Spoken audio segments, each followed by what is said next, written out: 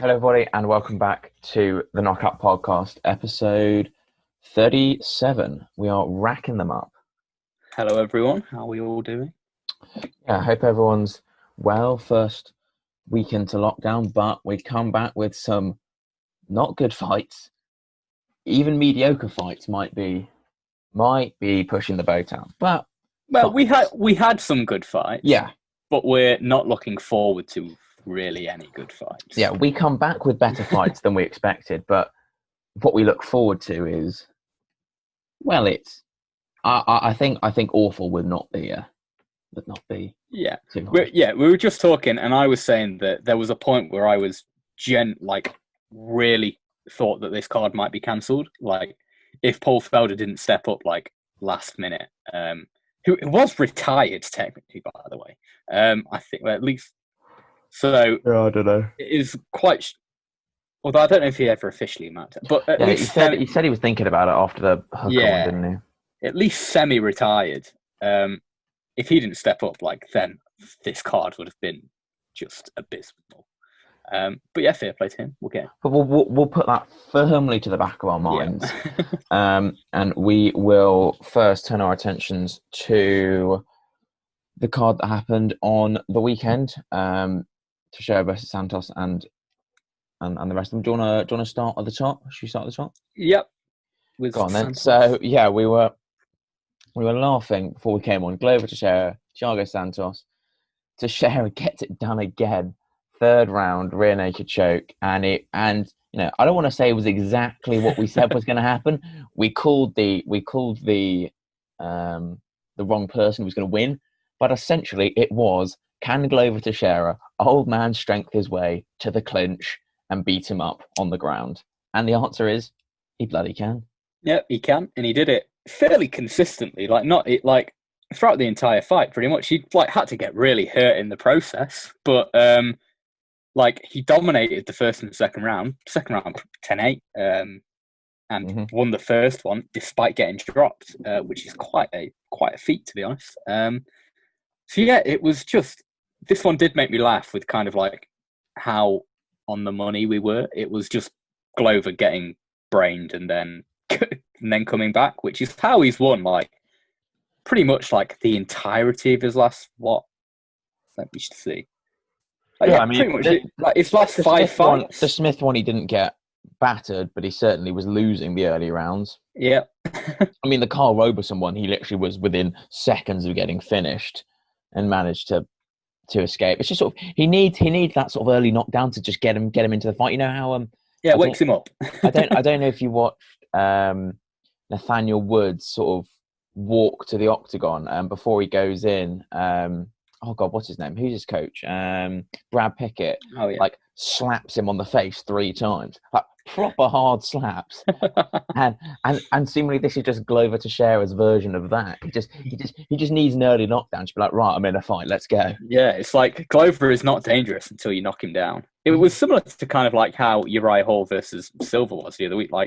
Uriah Hall gave him a lot of respect until he got punched in the eye, and it was like, that really hurt. I've got to finish you now. Before he was hurt, he really wasn't doing that much to Silva. But no, yeah, Glover just is not in a fight until he's nearly dead, it seems, which is not kind of a power I'd like to have. If I were to pick a skill set, I'd like to be able to get in a fight before I get nearly knocked out. Yeah, you'd like to think so. But, he's still tough at 47 or 41, I think he is. But, very old. So, yeah, fair play to Glover. And, it's not. I mean, as much as we say, he needs the knockdown to get himself into the fight, joking like that. He did, okay, he got knocked down in the first and he got knocked down at the start of the third. Yeah. Bar those 2 very small incidents, he dominated the fight. Second round, as you said, was a 10-8. Won that first, and clearly Thiago Santos was just gassed by the third, because as soon as Glover got on top, he just he got the hook in so easily. Yeah. We said it was bad fight IQ by Santos. When he was on top and he was tired, and it was clear that the ground and pound wasn't going to lead to the finish, he should have basically immediately bailed and tried to like knock him out on the feet. It would have been just a much better route, like path to victory, because the half guard sweep that Clover hit on him to get him get on top is like Clover has hit that loads of times. He's an ace at jiu-jitsu, and like it was not necessarily inevitable, but like the longer Santos stayed on top, you could like feel that something was coming. Like staying on top and not doing significant damage, like there was just no point to it, basically. So yeah, not great from Santos, but I don't know. Does this make Glover Teixeira the best light heavyweight of all time? He's beat the man that beat John Jones. Yeah, I mean, John Jones's second and third last fights were against Santos and Smith. Both went to a decision. Glover finished them both. Yeah, all I'm saying is Jones. Oh, sorry, Teixeira better than Jones? Question mark. Yeah, it could be in a rematch. I don't know who I'd have my money on. It was 6 years ago. Yeah, so make of that what you will. On a somewhat serious note, does he now get that title shot? I mean, we talked literally in the preview last week about the news of Blachowicz perhaps looking at Adesanya because Whittaker hadn't sort of campaigned for the fight hard enough or whatever was going on there. Surely, in my eyes, it makes sense to do Teixeira versus Blachowicz, Adesanya Whittaker 2, and then if regardless of how the light heavyweight one goes, as long as Adesanya comes through Whittaker, then Adesanya can fight the winner of that. Yeah, I don't particularly like the talks at this minute of what Jan is he? I think just keep the divisions, like let light heavyweight breathe for a little bit. Like it's been in like the John Jones era for so long, like, and with all kind of like the problems and disruptions that brought, that like just let it be a normal division for a little bit. Like at some point Izzy's probably going to go up, but like I wouldn't want Izzy to be in that division for any real length of time. Just literally a title shot to make him a double champ, and that's it. I'd never like to see him at light heavyweight again because there's nothing there for him.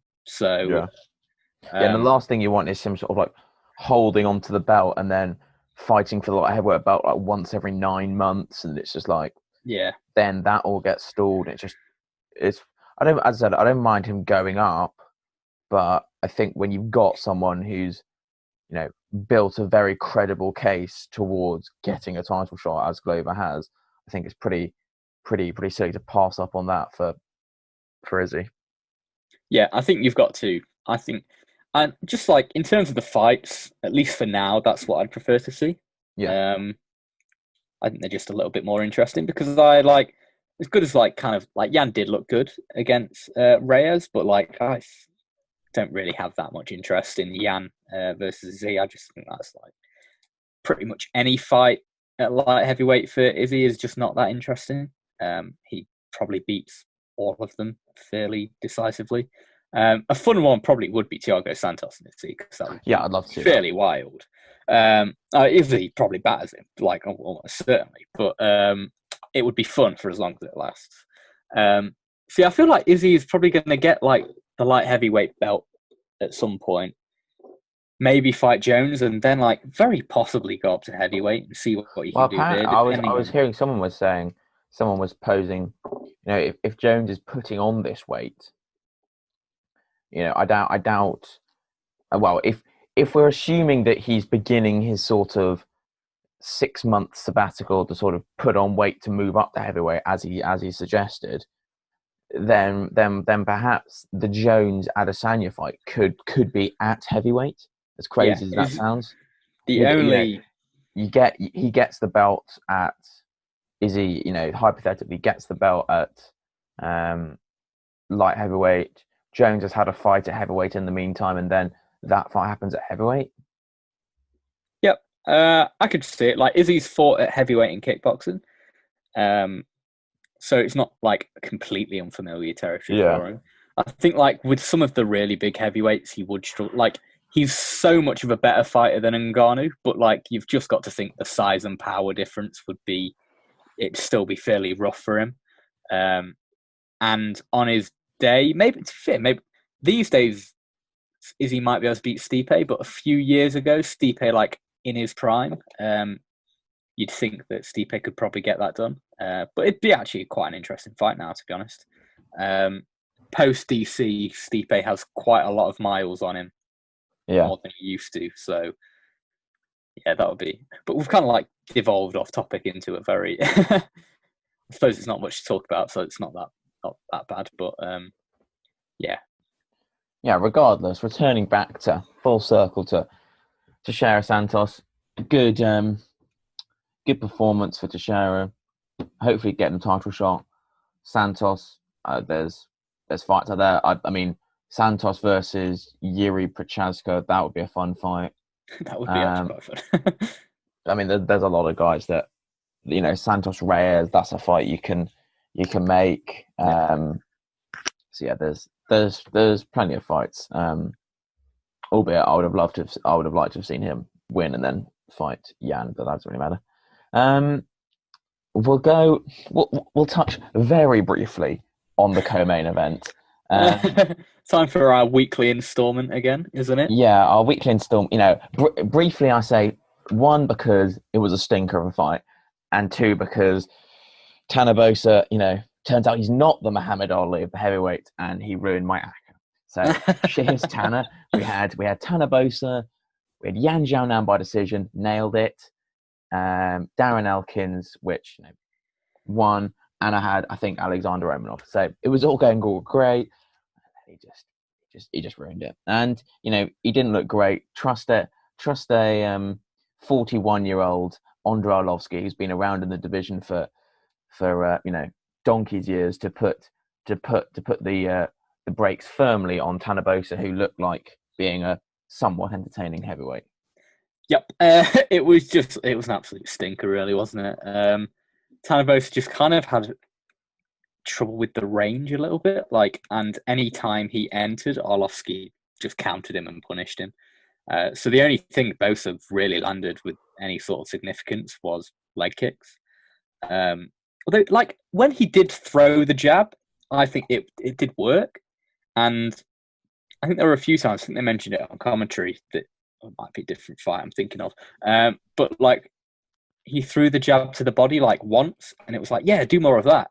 And the jab to the body and the jab to the head, they did work for Bosa, but he just didn't do it enough. And then the only other thing he had was the leg kicks. Other than that, he was basically impotent in the fight. It was not particularly encouraging. I think this basically serves to teach us that we shouldn't ever get excited about a heavyweight prospect until we've seen them fight Arlovski. He is the litmus test at heavyweight. If you can't really batter Arlovski, you're just probably not that worth it. I mean, if I look down his last sort of losses, Rosenstrike, who literally knocked out with a jab. Rosenstrike's gone on to do good stuff. Although I am looking down, this is the thing. It's I feel he's got losses against the types of Sakai and Taito Ivasa and Marcin Tabor, although Marcin Tabor did look good in his last one. It's if Taito Ivasa can get out a unanimous decision victory, and that was 2 years ago, surely, Tanner, you can just do a bit more. Although that Tivasa fight was the context and the situation around the wins, I think also does. They really kind of have to convincingly beat Arlovski for me, because Tivasa, a lot of people thought he lost that fight, and I'm pretty sure a lot of people thought Sakai lost that fight as well. So. Yeah. Yeah, whatever. Although Walt Harris only got a split decision over him, but which was then overturned. Seemingly no one can look good against Arlovski. No, unless you just absolutely annihilate. Yeah, unless you're Rosenstrike or Rosenstrike weakness, just jab him and he just falls flat on his face. Yeah. So yeah, not great. Hopefully Tanabosa stays around a bit. And will we see Glover Teixeira-esque run for Arlovski at heavyweight? Question mark. Question mark. Now 3-1. Now 3-1. Absolutely not. Not going to happen. Run at the belt. Could we see an Overeem Arlovsky heavyweight title champ fight in 2021? You've heard it here first. That'd like I think if we just genuinely got blow to my that mind. point, I'd just be like, let's just retire the division, lads. Yeah, Let's just have like a 3-year break. If Arlovsky and Overeem get to the title in 2021, like bring every other fighter into a room and be like, guys, what are you doing? I would just like at that point, basically, just make everyone. I mean, at that point, you definitely combine light heavyweight and heavyweight. Like, you don't need 2 divisions between those. Like, just they're terrible. If you're above 200 pounds, you're a heavyweight. That's fine. Yeah. Or like, to be honest, like if they combined 185 in there, like be a bit harsh on some of the smaller middleweights, but you could also be quite interesting as well. But maybe keep 185 around. Yeah, But yeah, like right. anything above 200 pounds at this point, to be honest, like just make it one, and you might have half a good division between them. Yeah, there we go. So we will park that fight very quickly. We'll move on to someone who looked far better in victory. We're not really sure how to say his first name, but we'll just go with Barcelos, who I was disappointed to find out is not a 26, 28-year-old entering his prime, but is actually 33. But regardless, still looked great in a unanimous decision victory against Khalid Taha or Taha. I don't quite know how they pronounce it. Yeah, Taha, I think is what I'd go with. Who also looked fairly good as well. Like he made a fight of it, despite getting consistently outworked and fairly battered. But yeah, Barcelos looked great. Like that's like I'm just on your level. Like I'm sad he's 33 and that he hasn't been given like I don't know what the situation is if he's had injuries or whatever, but he's been like around for like long enough to the point that I feel he should have had more fights and progressed a little further than he has. Well, yeah, he took a big. I'm looking at his thing now. He made his UFC debut in 2018, and then even then he's fought twice in 2018, twice in 2019, and then obviously this year's a bit of a write-off, I guess, because he's Brazilian. Yeah. But he did have a gap of almost 2 years between his UFC debut and his fight before that. So he fought in 2016. So perhaps he had an injury coming in there, and also I guess he made his official debut in 2012, which is only 8 years ago. So that's at what 25. So quite a late starter anyway. It's true. I guess perhaps because he dedicated probably a lot of years to jiu-jitsu. To his BJJ, because I think he does have. He's a world champion in 2002, 3, and I guess those are all a different different division, purple belt and stuff like that is a bit different, but like very high level jiu-jitsu guy, and on the feet looks like a not bad kind of what's the word, imitation of Jose Aldo. And looks like Jose Aldo as well, which is quite cool. But yeah, like really like exciting stuff. Like use body shots really nicely. I like that. I'm just trying to like list off and remember the stuff he did really well. His leg kicks were like he timed them really well. So I like that he didn't he wasn't a one-trick pony, but his leg kicks, like, whilst not throwing them that often, still really managed to establish them as a threat, despite not kind of like going to the well with them too much. He used them fairly sparingly, but when he did, they really mattered. So like they're very powerful, and he's got good timing on that, and he knows how to land them. So yeah, that was very impressive. And then like something like the counter flying knees as well, which were like probably like generally the best time to use flying knees kind of as counters, or when you've got your opponent on the cage, which he also did. But yeah, just like his overall kind of skill set and development looks fantastic. And yeah, the only downside is that he is 33. But as we said, it does like that can take off some of your like kind of speed and reactions, like just being old. But a lot of like the effects of aging in MMA come from your like fight years, like the miles you have on the clock. And because he is like 16-1, he's only been fighting 8 years. He hasn't taken that much damage generally, although I haven't seen all of his fights, so I can't definitively say that. But he doesn't seem to have taken that much damage, so his career probably lasts a bit longer. He's still got like 3, possibly 4 more good years in him, I'd say. So it's not devastating, his age, but it is a bit of a slight disappointment.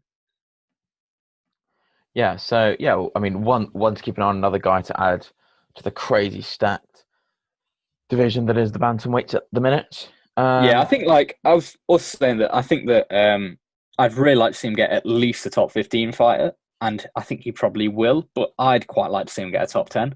I think that'd be quite Give interesting. him Jose Aldo. I'd think that'd be brilliant.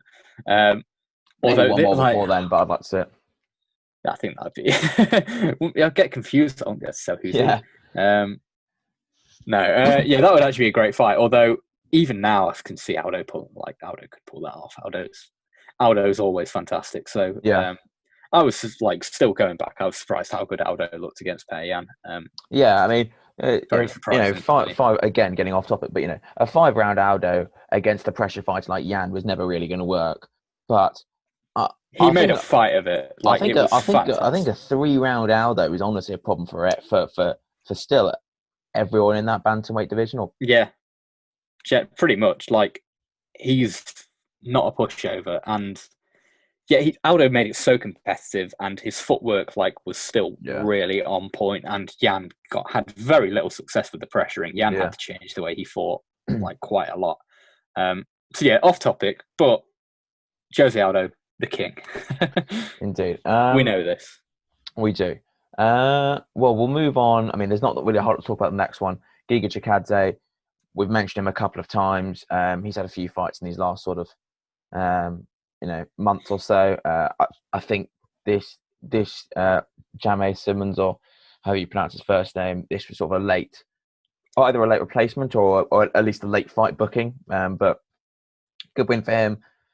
Good TKO finish, and yeah, he sort of continues to make a name for himself in the featherweight division. Yeah, this was Simmons was kind of just a bit of a warm body in there. He kind of even looked like a bit. If you've played the UFC games, he just kind of looked like a creator fighter. So I don't know. Maybe I'm being a bit too harsh on him, but he was. Chikadze was like a -900 favorite here. So it was this was never going to go any other way. Yeah, exactly. So yeah, but the knockout was really good. The body kick preceding the head kick was fantastic, and then the head kick itself, I think Dominic Cruz said on the broadcast, genuinely sounded like a home run, like a baseball bat hitting a baseball. It was crazy. One of the loudest head kicks I think I've ever heard. Insane. But yeah, good knockout. And he'll be one to continue to watch. And then the last one on the main card, Yan Xiaonan versus Claudia Gadelha. Unanimous decision, 29-28. It is 1.5 round Claudia Gadelha all over again. Won that first round and then just ran out of gas, and Xiaonan just sort of took over. Yeah, to a degree. I think Xiaonan, it wasn't just that. I think Xiaonan genuinely did look like Xiaonan looked good in this. And she kind of flummoxed Gadelha. The feints as well as the jab were really it drew out a lot of counters from Gadelha that then Xiaonan could counter those. And she did that very well all fights. I think she looked really good, and her footwork was very nice as well. She stayed off the cage fairly nicely. At least in points, she did get trapped there for a little bit, but I think Xiaonan is actually having watched that. I think I'm really interested to see where she goes. Yeah, I mean she's now 6-0 in the UFC, and yeah, I mean I imagine I haven't seen the ranking updates, but oh wow, she's now number 3 in the strawweight rankings. Oh, that is a jump. Wow, if Wikipedia. Let me have a look at the rankings. I haven't got that. maybe that's just Wikipedia getting it wrong, but the UFC's website is also terrible. So let that me could have be a look. Did you see earlier? I think it was this week. The UFC's like website glitched or something. I went and checked it myself, and it came up for me that like they put Conor McGregor as like the pound for pound number one or something. Yeah, so she's. Well, I don't know because I was about to say, well, I can check. Have you got the Marina? We've got 1 Rose Namajunas, 2 Joanna, 4 Carla Esparza, and then also 4 Carla Esparza. Yeah. So I couldn't tell you. 3 And then 3 could very much be Yan Jiaonan because she's not anywhere else on the list. So and I she's assume certainly ranked. So I assume it is. But yeah, who knows? And we've also got 7 is Michelle Waterson, 8 Marina Rodriguez. 8 Marina Rodriguez. Fantastic. They certainly needed to put that into us. Yeah, just in case you forgot. It's like, no, she isn't. But yeah, earlier this week, the UFC's website like rearranged the pound for pound rankings, and like Conor McGregor was number 1. Huge. Like they put it back now, but they like I don't know, need someone to work on their website. I offer my services. I mean, don't have any experience, but it'd be a cool job, I reckon, and I could probably do a better job than the exactly. people currently doing it. So yeah, we think she's number 3. We don't know. We don't know. The point is, she is now up in the mix at strawweight. I mean, another woman to throw up in that division, which is just. But we also can't see where Claudia Gadelha is. Yeah, honestly, who knows? She's ranked pound for pound, women's pound for pound, but she's not ranked. What Yan Jiaonan? Yan Jiaonan is 13 women's pound for pound, although they've skipped 14 and went straight to 15. So that was also a thing. Right. It's just simply a terrible website. I can't get over it. Whatever. Yeah, so that's not going well. But yeah, we'll see what she's got in store. But I imagine, well, actually, it depends when Weili Zhang fights. But maybe that I haven't actually heard anything about her, but I assume that's going to happen at some point in one of the fight islands. Yeah, I could see that. Are they going to? Yeah, are they going to book what Zhang Namajunas? That would be is what I can imagine they go with. Yeah, that would make sense. I guess maybe that'll happen. I guess Namajunas she had quite a bad eye injury, didn't she, in that Andrade fight? Yeah. So yeah, the Andrade fight was not fun for her. So no, so yeah, we'll see what happens. But she's got potential to mix it up in and around the top of the division. Yeah, I think she'll look pretty good. Do you want to talk about anything else on that card? You watched a few more of the prelims. I guess Alexander Romanov, I did catch his. He is now. I think he got that was his 3rd forearm choke in his career or something, which is kind of insane. But he moves to 12-0, and he's not fought anyone of note, but perhaps someone to watch in the heavyweight division. Was there anyone else you wanted to mention? The Matt Griffin fight was quite good. I'm trying to remember the details, and I can't now. The only thing I remember is the ear, and it was quite disgusting. Yeah. Also, I don't know. Depends how much you enjoy that kind of thing. Check it out. But yeah, quite grim. But Max Griffin put in good work, I thought, throughout the fight. Yeah, it was fairly fun. I liked it. And then the Darren Elkins one was kind of funny because he managed to win every round, but also get absolutely battered like Darren Elkins does.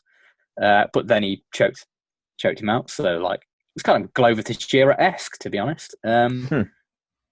So yeah, that was a thing that happened. But yeah, it's Darren Elkins. What do you expect? Yeah, it's fair. He was 4-0 before this, so might have just held on to his status in the division for a few more. Yeah. He'd lost 4 in a row. Forgot about that as well.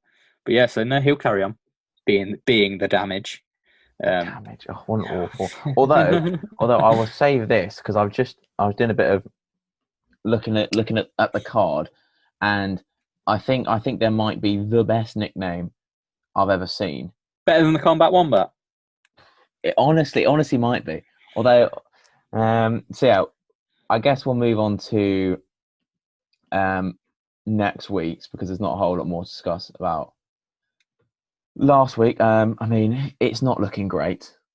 We sort of discussed it, without Paul Felder being on the bike for the next 5 days and cutting a hell of a lot of weight to make 155. I don't think we'd have an event, to be honest.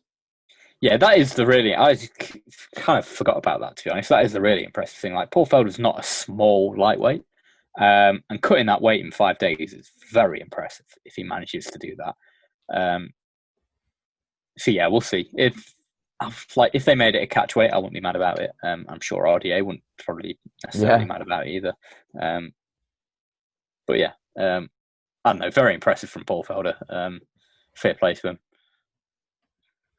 Yeah, but I mean, that fight in general, as I said, we don't really know what condition. I mean, I said probably the same as, RDA. We looked at his last fight against Chiesa, and, we said in the preview before, the matchup was like, he looked in a bad way in that Chiesa fight. He looked like a guy who'd sort of like, we'd finally broken the back of the RDA that was sort of the staple of the welterweight division for so long. And now, in addition to that, he's now cutting down to 155.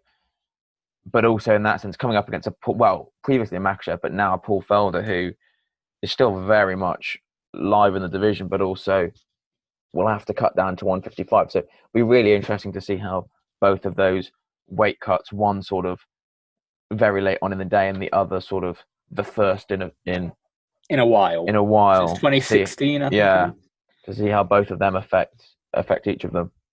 Yeah. I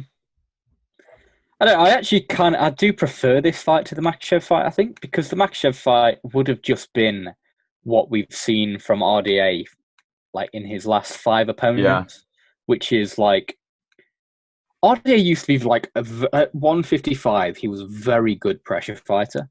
But at 170, I think just not having the physical presence, which is a decent amount of pressure fighting, just not having the physical presence to do that. He's kind of like really played a more back foot game. And certainly as of late, his footwork for that has just not been there. He's backed himself onto the cage fairly consistently.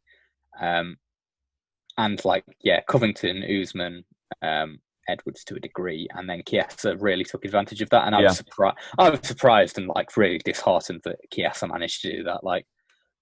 Like the skill set that RDA has shown throughout his career is genuinely fantastic. Like, maybe not all at one time has RDA looked necessarily the best, but if you were to take bits from RDA's career and piece it all together, you have one hell of a fighter. Yeah. I mean, even still, he's one hell of a fighter. But if you were to manage to get just the best RDA from different parts, he'd be one of the best of all time. So yeah, it was quite disheartening to me to see Michael Chiesa beat him in the way that he did.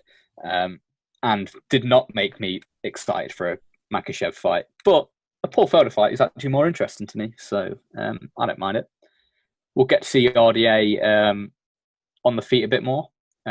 Maybe get to see him pressure, which would be really cool again. And yeah, be interesting one in the clinch. Based on like Edwards did great work against RDA in the clinch, and Paul Felder is not Edwards, but is still dangerous in the clinch. So it'd be interesting to see how that goes.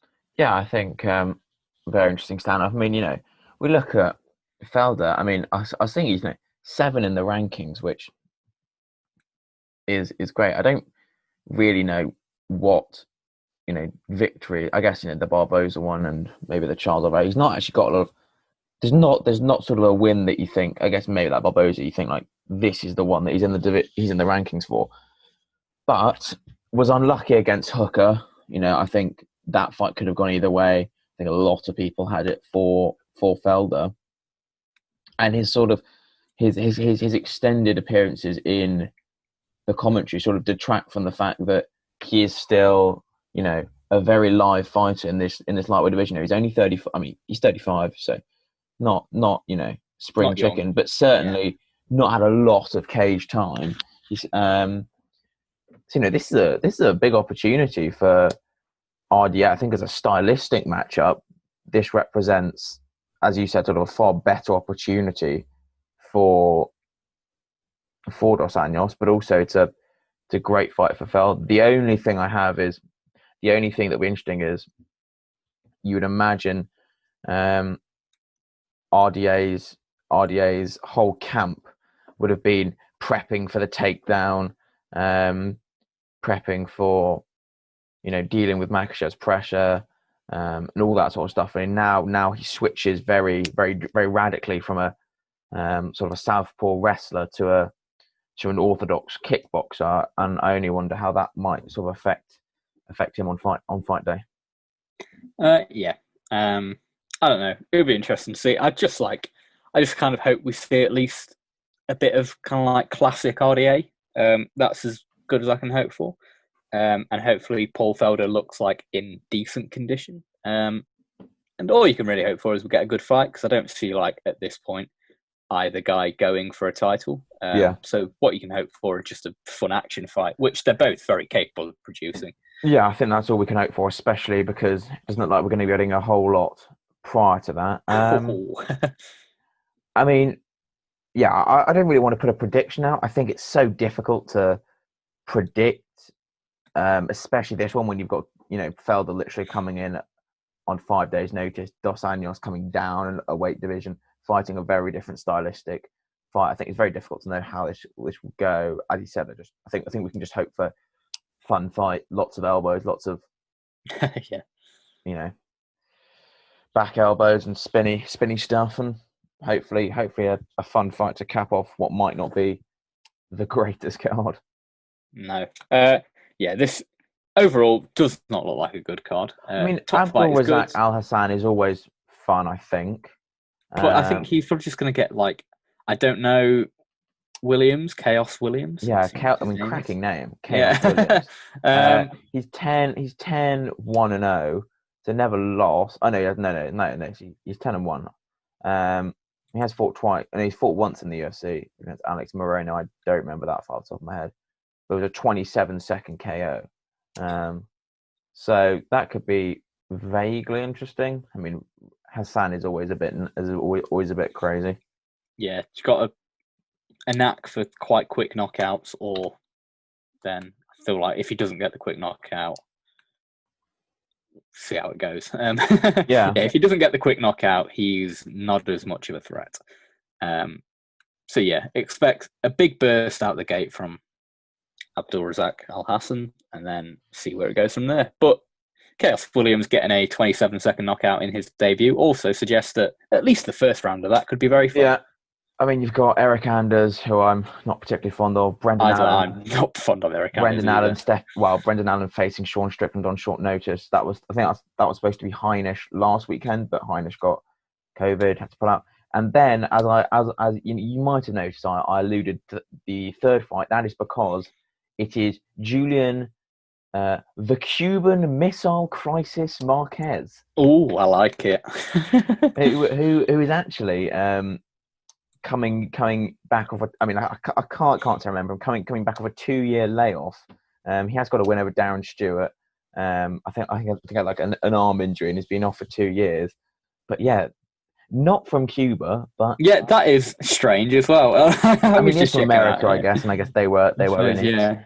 But yeah, the Cuban Missile Crisis Marquez. I mean, maybe there's a story there. I don't know. Yeah, that's a thing. His grandparents met during I don't know what it could be. I don't know why that's his name. I assume he's from Missouri, so not even from like Florida or anything. Yeah, very weird. Makes no sense to me. There we go. I like it though. That's a thing. Yeah. Honestly, the only other thing that I can think of to pull up is another good nickname. Kay Hansen fighting Corey McKenna. Kay Hansen is 21. Got an armbar victory over Jinya Frey in her debut, and I think if I'm correct, I think I saw this somewhere. She's fighting Corey the Hobbit McKenna, who is Welsh. Well, I didn't know. I think this is the fifth youngest combined ages for a UFC fight ever. Oh, well, that's interesting. That's a good bit of trivia. I think I saw that somewhere on Twitter this week. But yeah, Kay Hansen, I think she's sort of like a Ronda Rousey inspired fighter. I think that was made a lot of media attention in her build up to her debut, if I remember correctly.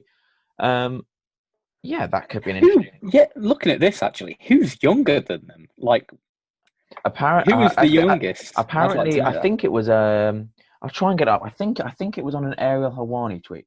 I think it might have been in like a Nick or Nate Diaz fight. Because like it's kind of sad because they are both younger than me, which is not very encouraging. Let me see But if I yeah, can very strange. find. Here we go. Here we go. Per ESPN, yeah, when the 21-year-old Kay Hansen meets Corey McKenna, oh no, it's not even the fifth. It's the sixth youngest fight in UFC history at a combined age of 42. So the youngest is, oh god, Naoki Inoue versus Carl John de Tomas. Oh right, okay. Nick Diaz versus Jeremy Jackson Right. was second. Robbie Lawler, Aaron Riley, and then a few others who I don't know. Yeah, they are combined just slightly older than Glover Teixeira. My God. So there you go, and younger than Anderson Silva. So there you go. So yeah, that could be an interesting one. Corey McKenna got a victory on the Contender Series 3 months ago, and yeah, got a fight. I mean, she's only 4-1, so very very fresh. I guess as is Kate Hansen, she's only 7-3. But yeah, that could be an interesting one to watch out for. Yeah. Yeah, just Honestly, like it's not a good card, so like yeah. whatever So we can grab onto. yeah, we'll have a look at that in the week next week. We'll sort of have a look, and at least next week we've got UFC. Well, I say at least we've got UFC 255, which is looking not great, but at least there's two title fights. Yeah, although one is women's flyweight, Yeah, so make that what you will. and Shogun Hill Paul Craig is Oh still on yeah, the it's main not great. card. But Brandon Royval and two Brandons, the two Brandons, that's going to be a cracker, I think. And they're headlining the prelims, which I actually don't think is too bad a thing because it'll be on No, ESPN. yeah, that means I can probably maybe I'll stay up and get an early night. Who knows? Um, we'll see. We'll But see yeah, how that we'll goes. be back in the week to preview that, to try and pull together some analysis of this Felder dos Anjos card, because there's not going to be a lot. But yeah, have you got anything else you want to add? Um, no, not particularly. I think that's all it from me. That's about it. Well, with all that being said and done, yeah, hope you enjoyed listening. And yeah, we will stay safe and we'll see you next week. See you, everyone.